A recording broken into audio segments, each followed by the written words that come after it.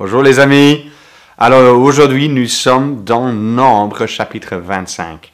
Aussi le chapitre 26, mais je vais juste mentionner le chapitre 25. C'est un chapitre que j'aime beaucoup parce qu'il y a beaucoup de choses qui ont lieu. Il y a une plaie où il y a 24 000 personnes qui sont mortes. Et donc ça nous rappelle un peu nos circonstances actuelles. Mais il y a aussi un héros de la foi qui s'appelle Phinéas.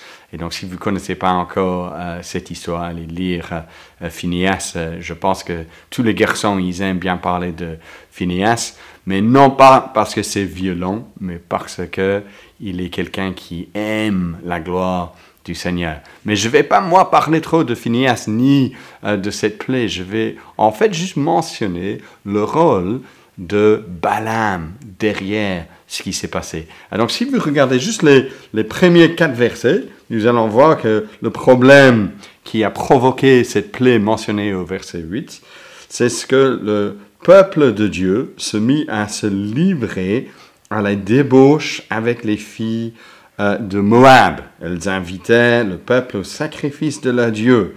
Et le peuple mangea et se prosterna devant leur Dieu. Et pour le peuple de Dieu, avec une relation exclusive avec leur Dieu, grâce à l'alliance à Sinaï, Dieu s'est révélé à Moïse, mais aussi au peuple de Dieu. Et il y a une relation, une alliance entre Dieu et son peuple. Mais le peuple, à maintes reprises tout au long de la Bible, mais ici aussi, trahit cette relation d'intimité avec Dieu. Il cherche donc d'autres dieux et c'est ça ce qui est en dessous ici le problème, le péché, c'est l'idolâtrie. Et ce qui est intéressant, c'est de voir que même si dans un sens nous avons terminé avec Balaam, le récit de Balaam c'est le chapitre 22, 23, 24, mais en fait derrière la scène ici il y a Balaam encore à l'œuvre. Et si vous voyez juste le chapitre 31 et le verset 16, ici c'est écrit par rapport à certaines femmes de nouveau, il dit « Ce sont elles, ces femmes, qui, sur la parole de Balaam, ont entraîné les Israélites à l'infidélité envers l'Éternel, dans la fête de Péor. Et alors éclata la plaie dans la communauté de l'Éternel. » Donc on apprend ici plus tard qu'en fait Balaam a aussi eu une influence néfaste au sein du peuple de Dieu. Et dans un sens, nous sommes ici face à un danger encore plus dangereux. C'est pas le danger qui vient de l'extérieur, de Balak, selon les chapitres qui précèdent le roi de Moab, mais ici le danger vient de l'intérieur, au sein du peuple de Dieu, lorsque le peuple de Dieu se tourne vers d'autres dieux.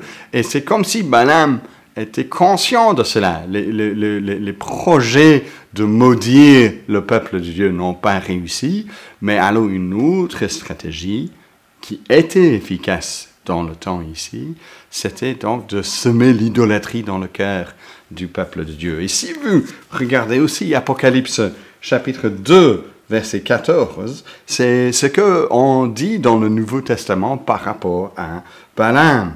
Mais j'ai encore contre toi, dit le Seigneur à l'église de Pergame, j'ai encore contre toi certains griefs.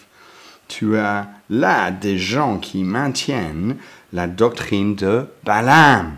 Il enseignait à Balak à faire en sorte que les fils d'Israël trouvent une occasion de chute en mangeant les viandes sacrifiées aux idoles et en se livrant à la débauche. Et donc même ici, avec la rébellion, l'idolâtrie du peuple de Dieu à Béor, nous voyons la main de Balaam derrière. Et je pense que cela est un rappel pour nous aujourd'hui. Nous sommes encore chez nous. Maintenant, le peuple de Dieu, on n'a pas un moyen de se rassembler ensemble, mais néanmoins nous constituons le peuple de Jésus-Christ, ceux qui ont placé notre foi en Christ. Nous sommes le peuple de Dieu. Alors oui, dans un sens, il y a un danger de l'extérieur, ce qui s'oppose à la foi.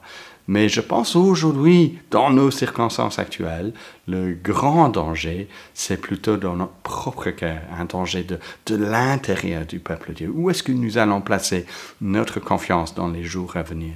Est-ce que nous continuons à nous fier à notre Dieu, à Jésus-Christ qui nous a sauvés? Est-ce que nous continuons à chercher les choses d'en haut et non pas les choses de cette vie-ci, des choses terrestres? Ou est-ce que petit à petit nos cœurs vont tourner vers ce que nous voyons sur nos écrans, par exemple, au lieu de nous confier en Dieu? Donc, courage, chers amis, soyons conscients de ce danger interne. Prions les uns pour les autres.